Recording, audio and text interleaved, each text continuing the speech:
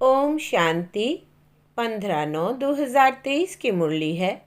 मुख्य रूप से बाबा ने कहा, मनुष्य रुद्र यज्ञ रचते हैं कि शांति हो अर्थात विनाश ना हो, लेकिन बाप ने रुद्र यज्ञ रचा है कि इस यज्ञ से विनाश ज्वाला निकले और भारत स्वर्ग बने। बाप के इस रुद्र ज्ञान यज्ञ से तुम नर से नारायण अर्थात मनुष्य से देवता बन जाते हो। फिर कहा, तुम रुद्र ज्ञान यज्ञ में बैठे हो। रुद्र शिव बाबा तुम्हें जो सुनाते हैं वो सुनकर दूसरों को ज़रूर सुनाना है। फिर कहा, अर्पण होने के साथ साथ अपनी बुद्धि को विशाल बनाना है। ऊंच पद के लिए अच्छी रीति धारणा करनी और करानी है। बाप समान निरहंकारी बनना है। अहंकार छोड़ बाप से अति लव व रिगार्ड रखना है। देह अभिमान में नहीं आना है। अब सुनते हैं महावाक्यों को विस्तार से। बाबा ने कहा, मीठे बच्चे, तुम रुद्र ज्ञान यज्ञ में बैठे हो।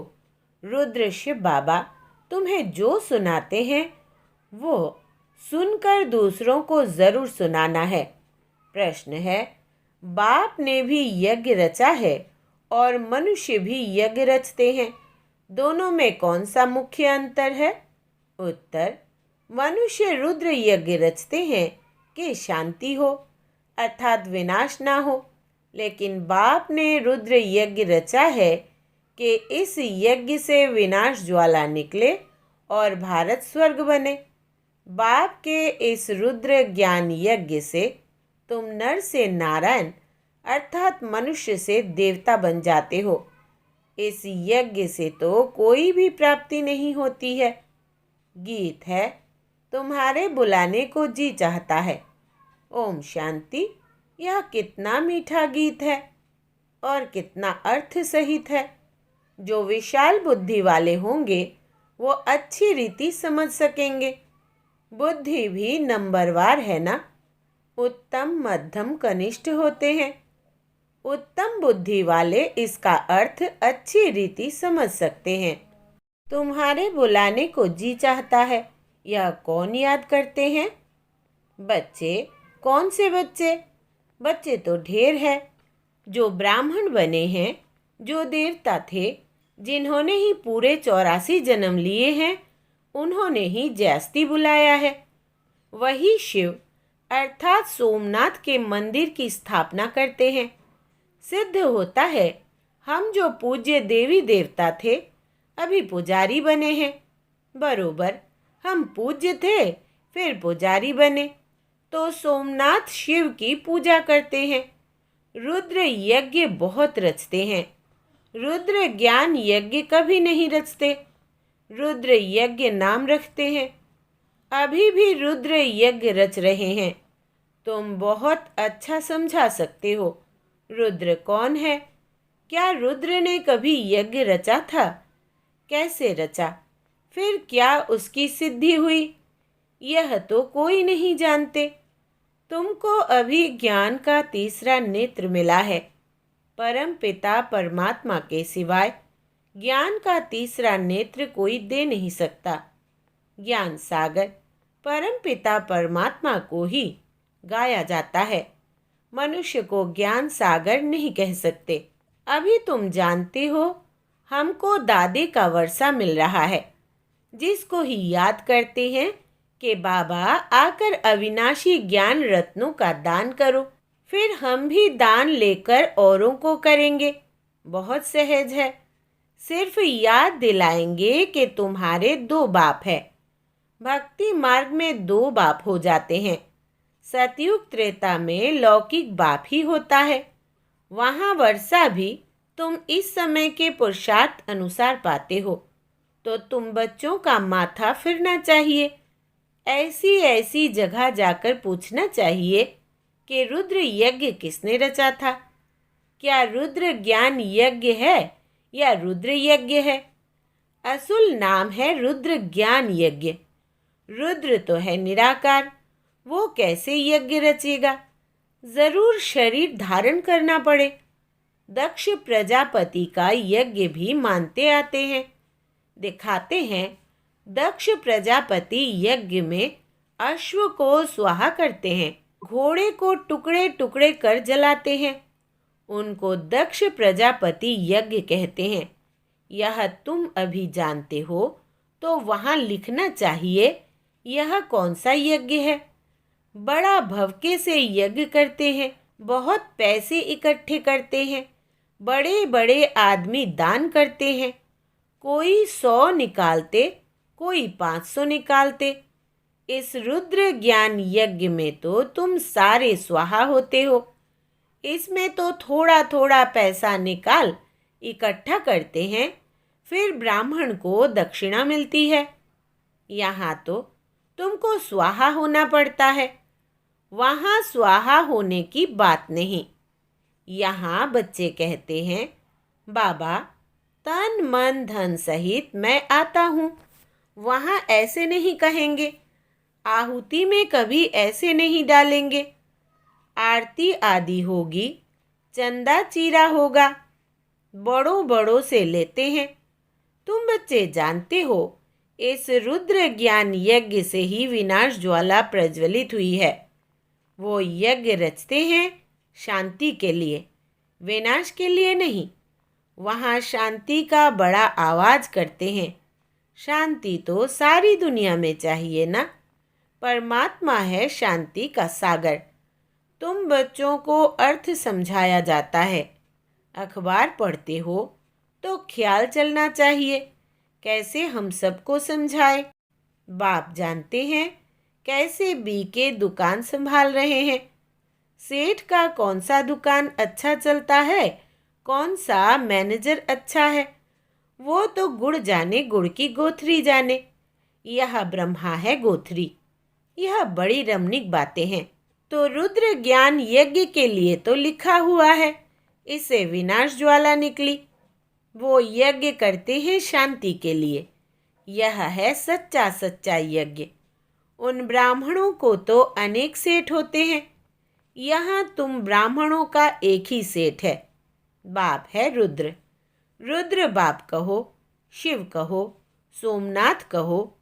उसने ज्ञान यज्ञ रचा है जिसमें तुम बैठे हो। वो यज्ञ तो 2-4 दिन चलेगा। तुम्हारा यह रुद्र ज्ञान यज्ञ तो बहुत बड़ा है, इसमें टाइम लगता है।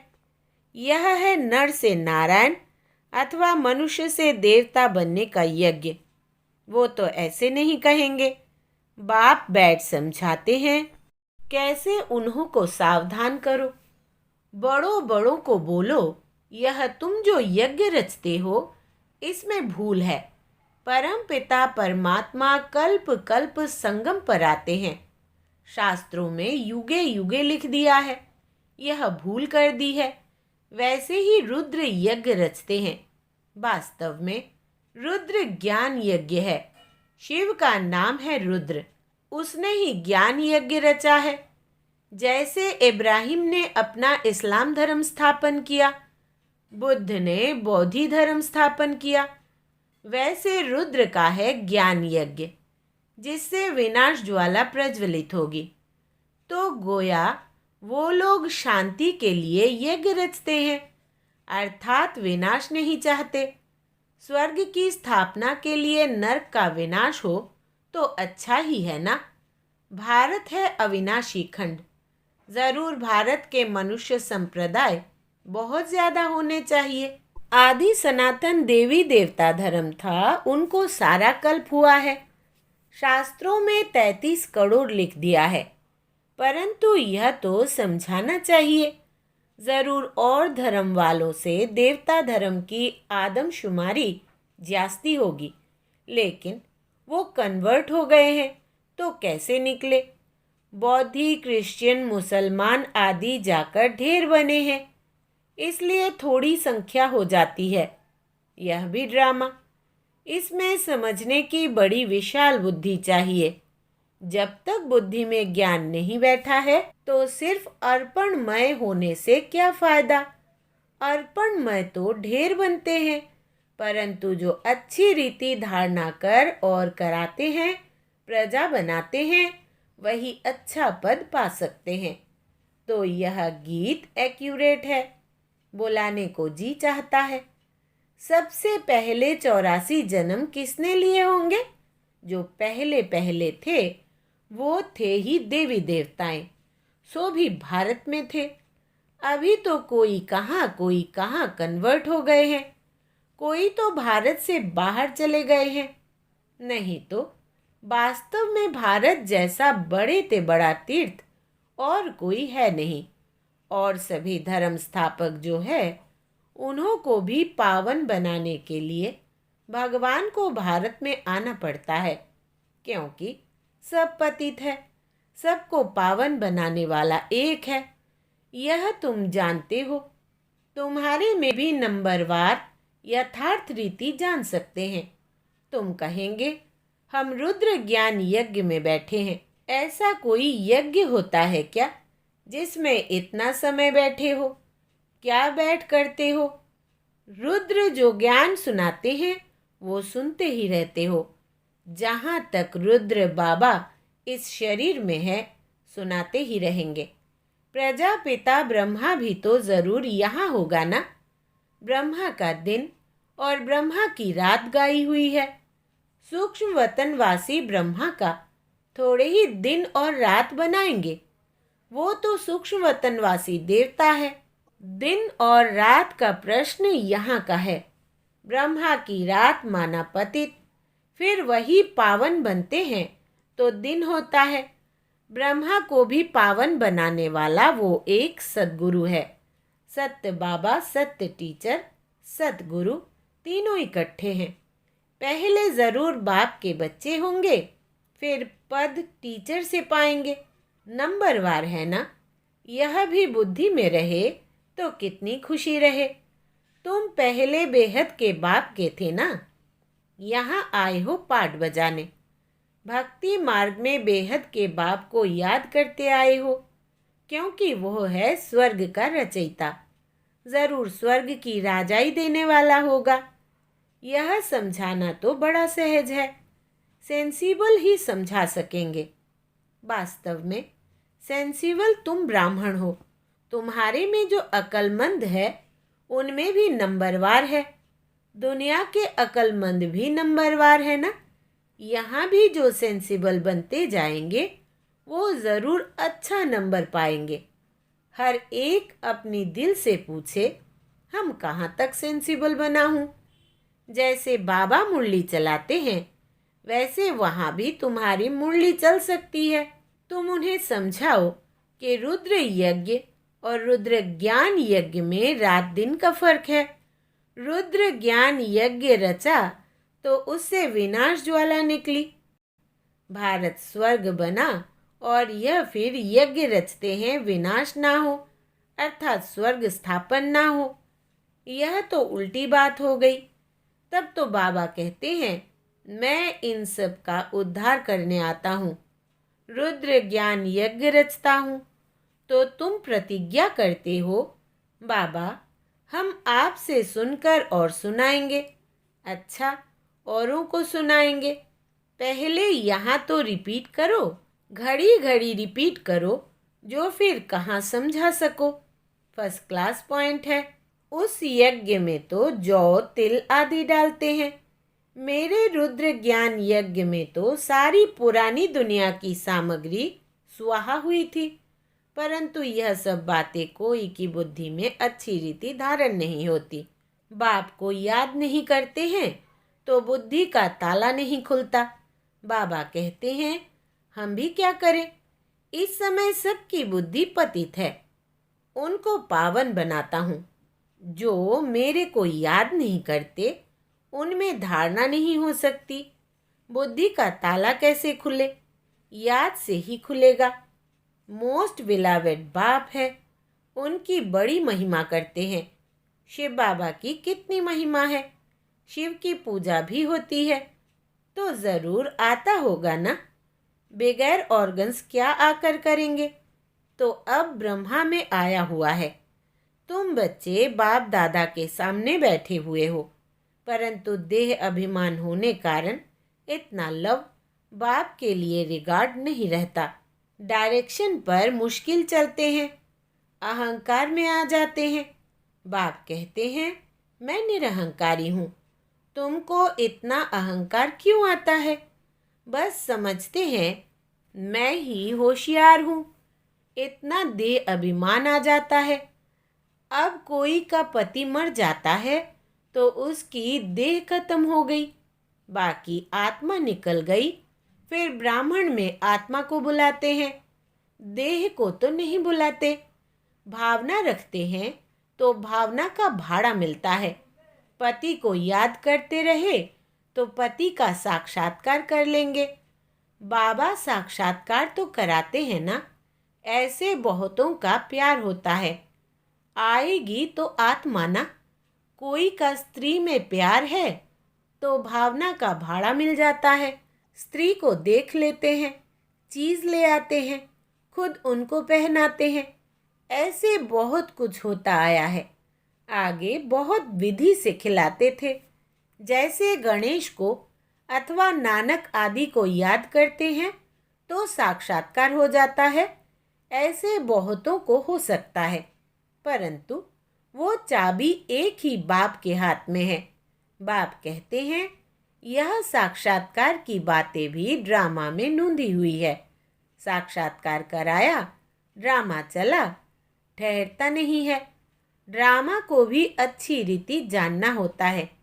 अरे बाबा का तो अच्छी रीति रिगार्ड रखो।